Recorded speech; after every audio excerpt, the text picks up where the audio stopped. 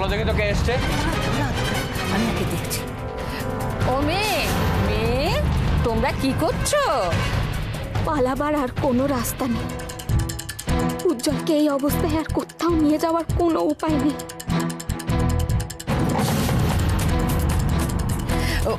ও মেয়ে, আমার ছেলে এসেছে, তোমার সঙ্গে একটু কথা বলবে।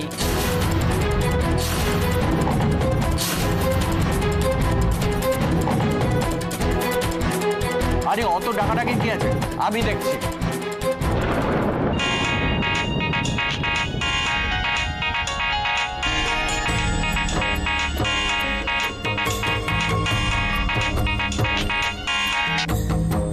হ্যাঁ ম্যাডাম। সব সময় ফোন ফোন আর ফোন বন্ধ করবে। চুপ করো। হ্যাঁ না না ম্যাডাম, আমি বাড়িতেই আছি। আপনি আপনি চিন্তা করবেন না, কাজ ঠিক হয়ে যাবে।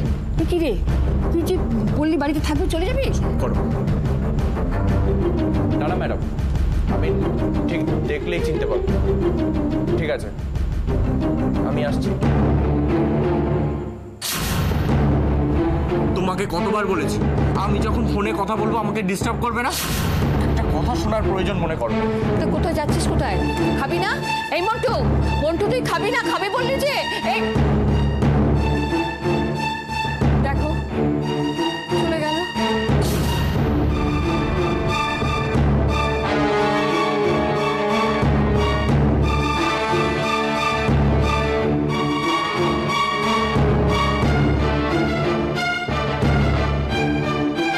নিজের স্বামী, সংসার, সন্তান হারিয়ে যাদের নিয়ে বাঁচতে চেয়েছিলাম, সেই তোজো আর তুমি কিন্তু আমার কাছে আসো।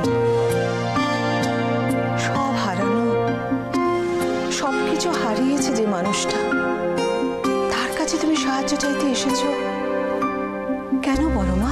তুমি তো একা নও মামুনি। বারবার হেরে যাওয়া, বারবার হারানোর লিস্টটা আমাদেরও খুব বড় মামুনি। কে হারেনি বলো তো? আমি, রাশি, রশ্মি, সবাই সবকিছু হারিয়েছে মামুনি। কিন্তু তবু তোমাদের শিক্ষা হয়, তোমরা সেখানেই রয়ে গেছো। কার জন্য হারিয়েছি সেটা জানি বলেই এখনো এক জায়গায় রয়ে গেছি মামুনি। একটা মানুষ সে তার সারাটা জীবন শুধু জিততে চায়, আর জেতার জন্য সে সব কিছু করতে পারে। সেটা তো বেশি দিন চলতে পারে না। আমরা চলতে দেব না মামুনি। এত সহজে আমরা অপলা রায়কে জিততে দেব না। তুমি কিছু একটা করো মামুনি, প্লিজ প্লিজ কিছু একটা করো। এত বড় বাড়িটা তুমি দেখেছো পরমা? বাইরে থেকে কখনো মনে হয়েছে এ বাড়িতে মানুষ থাকে? ভেতরে ঢুকে তুমি কখনো ফিল করেছো? করনি। আমি এই বাড়িটাতে একা থাকি বর্মা। মাথা খুঁড়ে মরে গেলেও আমার পাশে এসে কেউ দাঁড়াবে না। এই বাড়িটার মতো আমার জীবনটাও একেবারে শূন্য, একেবারে শূন্য। আমি বুঝতে পারছি মামুনি, আমি সবটা বুঝতে পারছি, কিন্তু অপলা রায়কে যদি... আমি পারবো না। অপলাকে হারাতে গেলে ওর মনোবল ভাঙতে হবে সবার আগে। এই মুহূর্তে আমার সেটা নেই। কিন্তু মামুনি, পারলে একমাত্র তুমিই পারবে। আমি জানি, কিন্তু তার জন্য তোমাকে আমাদের কাছে আসতে হবে।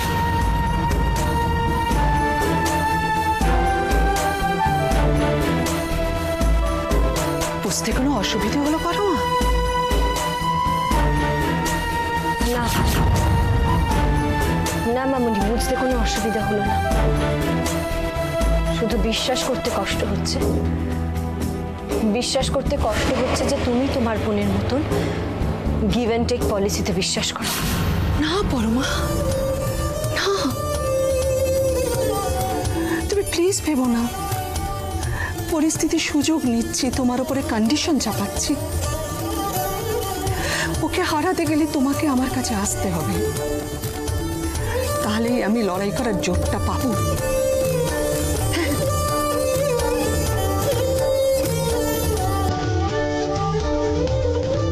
তুমি আমাকে আমাকে ভুল বুঝো না পরমা, প্লিজ। আর তুমি যদি হেল্প চাও তাহলে এটা তোমাকে করতেই হবে।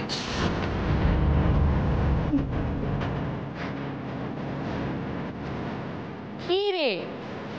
আরে এত চিৎকার করছি, ডাকছি, সারা দিবি তো? হ্যাঁ, কি হলো?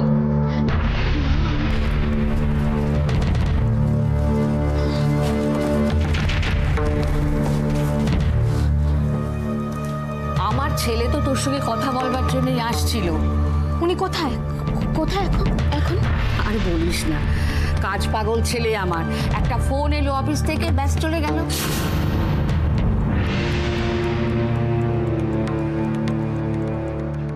কিন্তু তুই কি করছিলিস?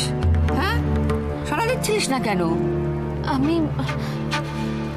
আসলে আমার একটু চোখ লেগে গেছিল, কিছু মনে করবেন না। হ্যাঁ, আমি ইচ্ছে করে। না না, সে তো হতেই পারে। তোর ওপর দিয়ে যা ধকল যাচ্ছে তা তো আর অস্বাভাবিক কিছু নয়। কিন্তু মা, হ্যাঁ, মা, ও তো কাল থেকে কিচ্ছু খায়নি, বাড়িতে কিছু নেই, গরম হালকা জাতীয় আমি বানিয়ে আনছি। আরে না না, আমি সেসব ভাবতে হবে না, আমি বানিয়েই এনেছি। আরে ওর চিকিৎসা না করার ক্ষমতা থাকুক, আমার এটুকু করার ক্ষমতা তো আছে। দিনে ধর, গরম কাপড় দিয়ে ধর। দে। যখনই বিপদে পড়ি তখনই ভাবি যে এসব কেন হয় আমার সাথে। তারপর মনে হয় এই মানুষগুলোকে পাশে পাওয়াতে কি তোমার কোনো হাত আছে রাধামাধব? কিন্তু খাওয়াবি কাকে? ওর তো জ্ঞানই ফেরেনি। আচ্ছা মা, ডাক্তারবাবু কবে আসবে তার তো কোনো ঠিক ঠিকানা নেই। এখানে আশেপাশে যদি কোনো ডাক্তার থাকে তাহলে ওকে একবার দেখি। না বাচ্চা, ওই আমার দাদাই হচ্ছে ভরসা। তাহলে আমার উজ্জ্বল কি বিনা চিকিৎসায়? না রাধামাধব, তুমি কি হলো? দাঁড়িয়ে রইলি কেন? ওকে খাওয়াবার চেষ্টা কর। হ্যাঁ,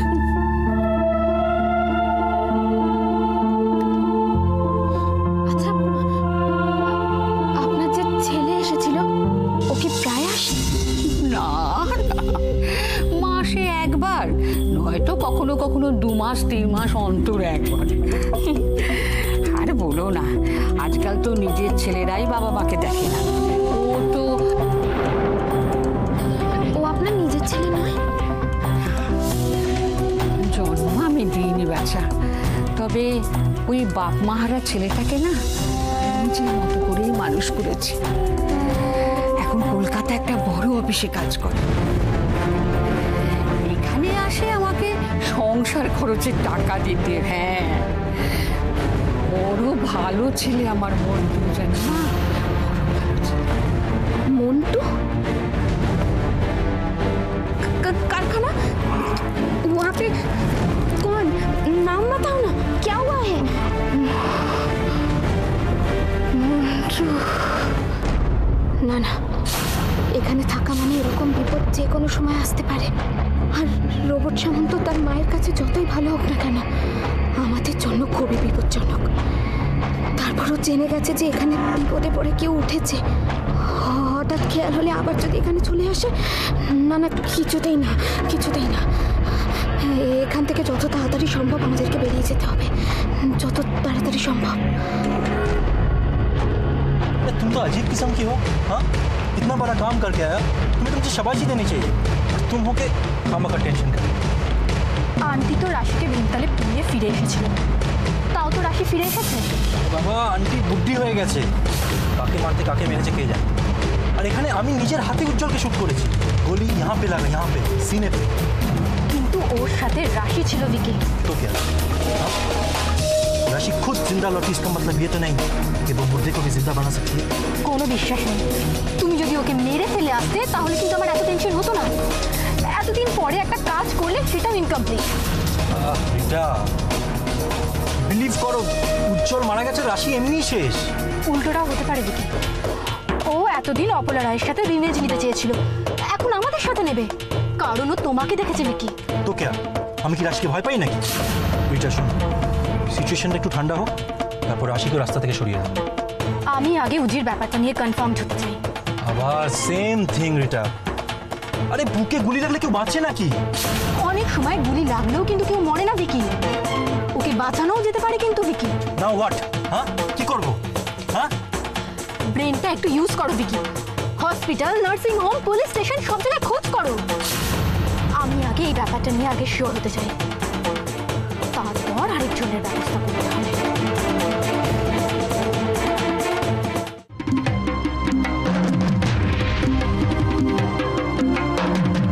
আমাদের ডেকেছিলে দেবদা?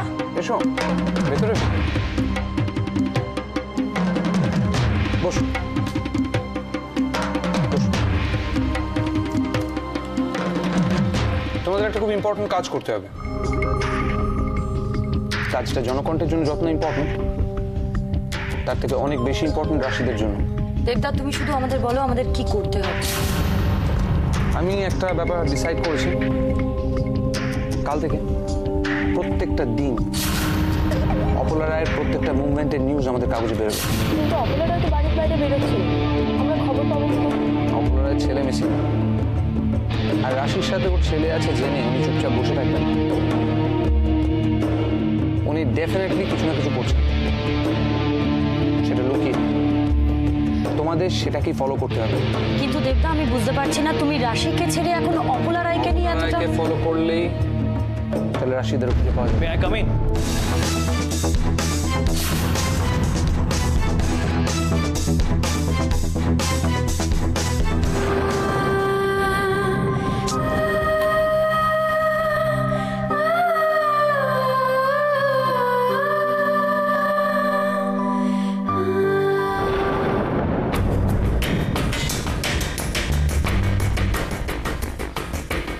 মা, মা, ওর তো জ্বরটা এখনো কমেনি, গা পুরো আগুন হয়ে আছে। কি করবো? আচ্ছা আচ্ছা, দাঁড়া দেখছি। বুঝতে পারছি না, দেখেছো কিরকম গা আগুন হয়ে আছে। সুস্থ হতে তো একটু সময় লাগবে নাকি? তুই তো অস্থির হচ্ছিস কেন বলতে গিরি? কিছু করতে হবে না, তুই আগে জল পটিটা দে, তোমার একদিন জল পটিতে জল ছেড়ে যাবে।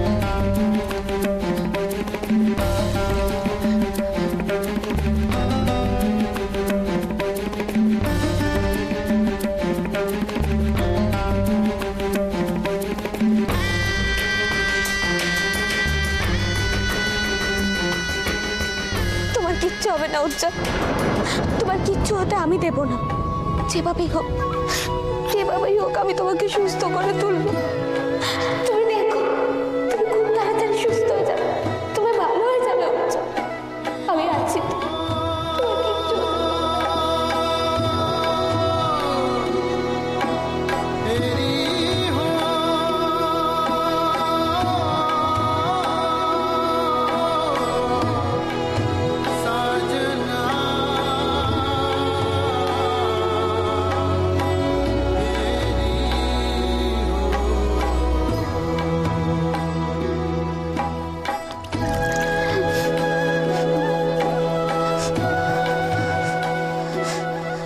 আজ উজ্জ্বলের এই অবস্থার জন্য আমি শুধুমাত্র দায়ী। হয়তো ও যেটা বলেছিল সেটাই ঠিক, যদি ও ফিরে যেত তাহলে হয়তো সত্যি ওর এত বড় ক্ষতিটা হতো না। আমি আটকেছি ওকে। আজ আমাকে বাঁচাতে গিয়ে উজ্জ্বল এভাবে কষ্ট পাচ্ছে। যদি ওর কিছু হয়েছে, যদি আমি ওকে বাঁচাতে মারে, মা, ওকে কি করে সুস্থ করে তুলবো? শোন, আমি তো ডাক্তারের কিছু বুঝি না, হ্যাঁ, তবে ওকে দেখে যেটা মনে হচ্ছে যে ওর এই কষ্টটাই ওর জ্বরের কারণ। হ্যাঁ,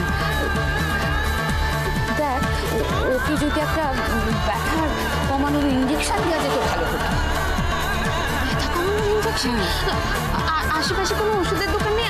আমি গিয়ে নিয়ে আসছি।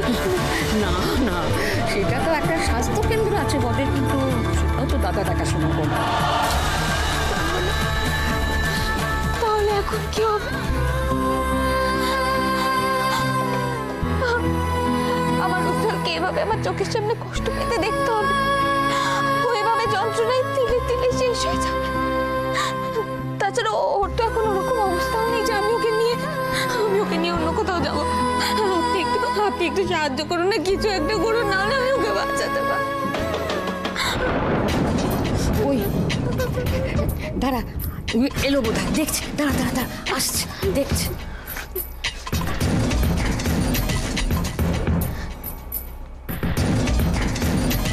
আপনার সাথে আমার একটু দরকারি কথা ছিল।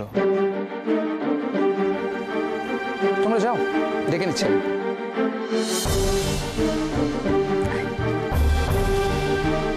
বসো, বলুন কি করতে পারি আপনার জন্য? অসময় এসে বোধহয় আপনাকে ডিস্টার্ব করলাম। আপনার সাথে আমার চেনা জানা আছে বলে আমি রিসেপশনে আপনার নামটাই। নো প্রবলেম, বলুন কি করতে পারি আপনার জন্য? আমি আসলে মান্নাতের নিরুদ্দেশ হওয়া নিয়ে একটা বিজ্ঞাপন দিতে চাই। আপনি যেটা করতে চাইছেন ভালো করে ভেবে দেখেছেন সেটা মান্নাতের জন্য ভালো হবে কিনা? অনেক ভেবে দেখেছি, এটা ছাড়া এখন আমার আর কিচ্ছু করার নেই। মিস্টার জেসি, আপনাকে একটা কথা বলি, আপনি যে সিদ্ধান্তটা নিতে চাইছেন সেটা কিন্তু একটা মারাত্মক ভুল হবে। দেখুন, মান্নাত এখন যেখানেই থাকুক কলকাতার থেকে অনেক বেশি সেফ আছে। আমি কিন্তু আমার তরফ থেকে সমস্ত রকম চেষ্টা করেছি ওদের খবর পাওয়ার, আমার সমস্ত রকম সোর্স খাটিয়ে, কিন্তু সেটা শুধুমাত্র আমি আর আপনি মানুষটা আলাদা, তাই আমাদের ভাবার ধরনটাও আলাদা।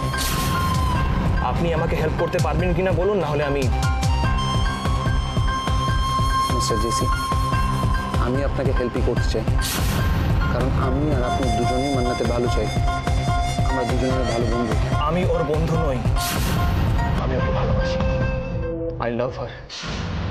যেভাবেই হোক আমি ওকে সুস্থ স্বাভাবিকভাবে ফেরত পেতে চাই। এত স্পন্টেনিয়াসলি কথাটা বলে দিল, এত জোরের সাথে। আপনি কি আমাকে কোনোভাবে হেল্প করতে পারবেন?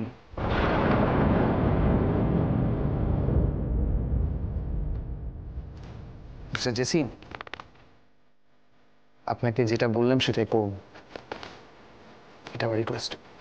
Please try for this. এটা মান্নাতের ভালোর জন্য।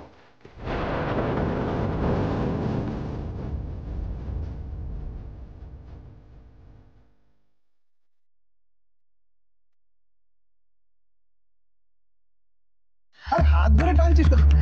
না, আস্তে আস্তে। আরে রুক তো, আয় তো।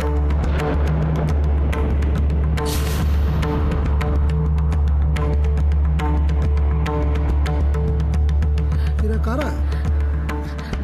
বলছি সব পরে বলবো, আগে তুই ছেলেটাকে দেখ, তোর বড় কষ্ট। এরা কি তোর কেউ জানাশোনা? আরে এসব পরে বলবো, তুই এখন চল। আরে আস্তে আস্তে, চল, দাঁড়া চল, দাঁড়া, তাড়াতাড়ি বয়স চল, হচ্ছে, তাড়াতাড়ি চল। চল, দাঁড়া দেখ। দাঁড়া।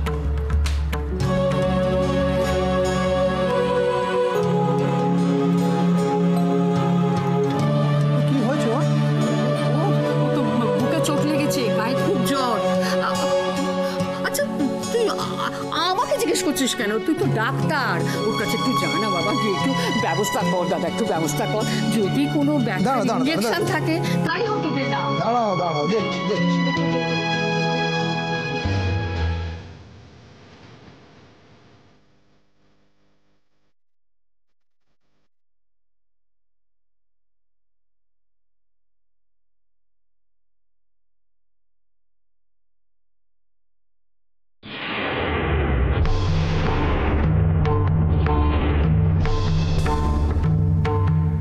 এই ব্যান্ডেজটা কে করেছে? ওই তো আমরাই তো করে দিয়েছি। তোমরাই করে নিয়েছো? ভালো।